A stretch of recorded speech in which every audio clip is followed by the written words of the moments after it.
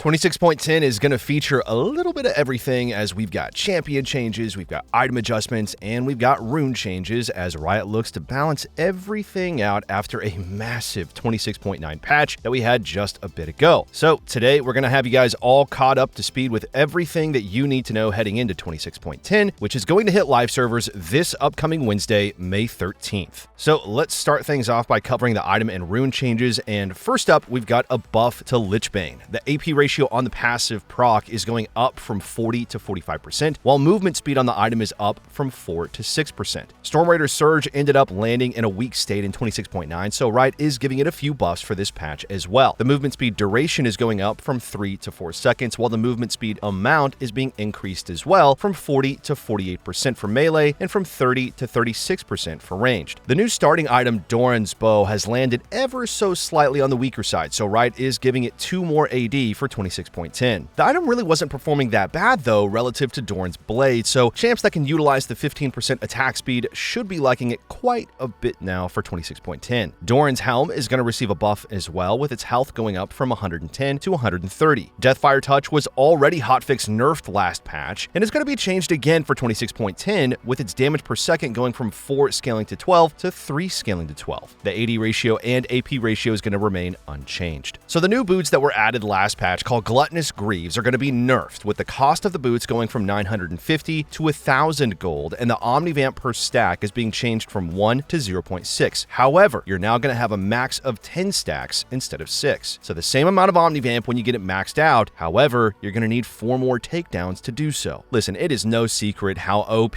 Smolder is right now with his Deathfire Touch and Black Cleaver interaction, but Riot has stated that they won't actually be nerfing it in 26.10. This is going to be a nerf applied in 26.11, so Smolder is going to remain an OP tier ADC for another patch. Ambessa is the first champ on the buff list, with her Q1 and Q2 max health damage going up from 2 scaling to 6% to 4 scaling to 6%. Our healing from abilities is being increased from 10 scaling to 15% to 15 scaling to 20%.